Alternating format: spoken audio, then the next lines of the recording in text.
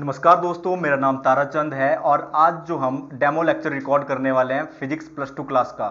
ठीक है, आप ज्वाइन कर सकते हो हमारे साथ बर्बरी कोचिंग में। जो स्क्रीन के ऊपर नंबर आपको दिखाई दे रहा है उसमें आप कॉल व्हाट्सएप कर सकते हो। ठीक है, अगर आप ज्वाइन करते हो तो आपको काफ़ी ज़्यादा डिटेल में जो फिजिक्स का जो एक्सपीरियंस है वो मैं पढ़ाकर आपको दिखा सकता हूँ, क्योंकि फिजिक्स एक ऐसा सब्जेक्ट है जिसको फील किया जाता है नेचुरल वे में। इसके इक्वेशंस ही हमें याद नहीं रखनी होती है, इसका इक्वेशन का क्या मतलब है, क्या सिग्निफिकेंस है, हमें डिटेल में हर चीज की जानकारी होनी चाहिए। आज जो डेमो लेक्चर मैं आपको लेकर आया हूं वो बताऊंगा मैं आपको कूलम लॉ के बारे में। ठीक है, सबसे पहली जो चीज होती है हमारे जो फिजिक्स की बुक है प्लस टू क्लास की, वो कूलम लॉ के ऊपर ही बनी हुई है। मैक्सिमम जो चीजें ड्राइव हुई है वो कूलम लॉ से ही हुई है, तो इसके बारे में जानना बेहद ही इंपॉर्टेंट है। तो कूलम लॉ से थोड़ी सी जानकारी मैं आपको देना चाहूंगा चार्ज के बारे में। सभी ने चार्ज के बारे में सुना होता है कि चार्ज क्या होता है। ठीक है, सबको पता है कि एक यूनिट होता है, जैसे इलेक्ट्रॉन, इसका नेगेटिव चार्ज है, प्रोटॉन है पॉजिटिव चार्ज है, न्यूट्रॉन है जीरो चार्ज है। ठीक है, इसका न्यूट्रल चार्ज है। यही चार्जेज एक दूसरे के साथ इंटरेक्ट कैसे करते हैं, कैसे ये बिहेव करते हैं, तो यही कूलम जो हमारे साइंटिस्ट हैं उन्होंने यही चीज इंटरेस्टिंगली बहुत अपने अंदर फील करी और देखा कि अलग अलग चार्जेस अलग अलग डिस्टेंस के ऊपर कैसे बिहेव करते हैं। अगर दो पॉजिटिव चार्जेस आ रहे हैं तो वो जज कर रहे हैं कि ये रिपेल कर रहे हैं, दो अनलाइक चार्जेस आ रहे हैं तो देख रहे हैं कि अट्रैक्ट कर रहे हैं, और डिस्टेंस के हिसाब से भी देख रहे हैं।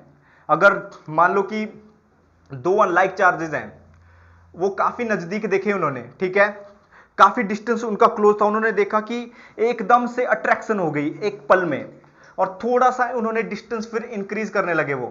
ठीक है, तो वो देख रहे हैं कि धीरे धीरे धीरे धीरे धीरे वो चार्जेस एक दूसरे के साथ आ रहे हैं। अगर वो और ज्यादा दूर कर रहे हैं तो इन चार्जेस के ऊपर कोई असर ही नहीं पड़ रहा है, क्योंकि वो देख रहे हैं कि फिर इन्हें पता लगा कि इन चार्ज की कोई ना कोई इलेक्ट्रिक फील्ड भी होती है। अगर इलेक्ट्रिक फील्ड एक दूसरे के साथ जुड़ेगी ही नहीं, कोई असर ही नहीं होगा, कोई इंटरेक्शन ही होगी, तो वो कैसे एक दूसरे के साथ बिहेव कर सकते हैं।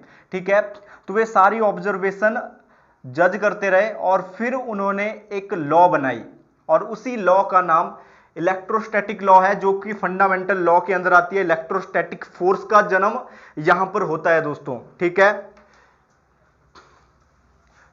तो इन्होंने यही इक्वेशन फिर हमें बताई। कुछ चार्ज की प्रॉपर्टी है लेकिन वो अलग टॉपिक है। ठीक है, मैं बताना चाहूं तो बता सकता हूं सारा, लेकिन हमें डेमो में जितना कम टाइम में हम कर सकते हैं उतना कम टाइम में ज्यादा बताने की कोशिश कर रहे हैं। ठीक है, तो कूलम ने क्या क्या जज किया, उन्होंने देखा कि जो फोर्स हो रही है, फोर्स क्या है, यहां पे इलेक्ट्रोस्टैटिक फोर्स है,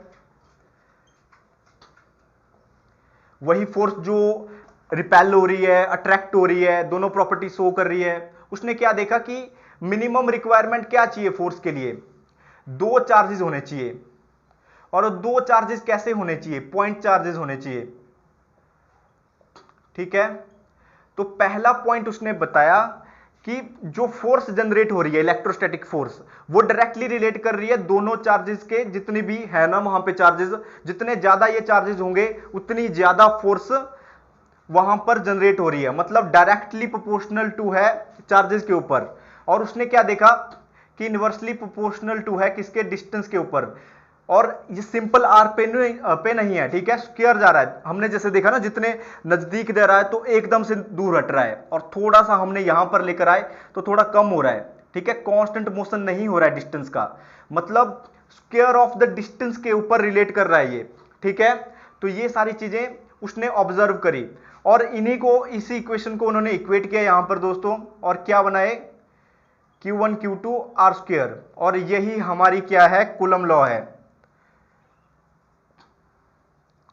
ठीक है, इसी चीज को क्या बोलते हैं हम, कूलम लॉ बोलते हैं। और यही प्रोपोर्शनैलिटी साइन जो कांस्टेंट कर रहा है, किसी ना किसी कोई ना कोई साइन ऑफ कांस्टेंट है ना, तो यहां पर भी साइन ऑफ कांस्टेंट क्या है, K, Q1 Q2 upon R square, और उस K की भी वैल्यू होती है दोस्तों, और K की वैल्यू कितनी होती है, 1/4 पाई एप्सिलॉन नॉट। ठीक है, इस चीज को क्या बोलते हैं हम, एप्सिलॉन। ठीक है, इस चीज को डिनोट करते हैं एप्सिलॉन, और अगर यहां पे जीरो लगा नीचे तो ये क्या है, एप्सिलॉन नॉट।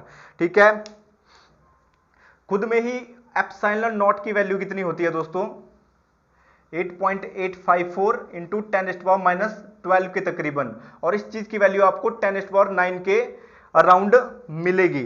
ठीक है, तो इस इक्वेशन तक इतना ही उसने ऑब्जर्व किया और यही हमारी कूलम लॉ है और यही हमारे इलेक्ट्रोस्टैटिक्स की जो ब्रांच है, आगे electric field, electric flux, electric potential जो भी हम स्टडी करेंगे इसी कूलम लॉ से डिराइव होगी हर चीज। तो आज के लेक्चर के लिए दोस्तों इतना ही।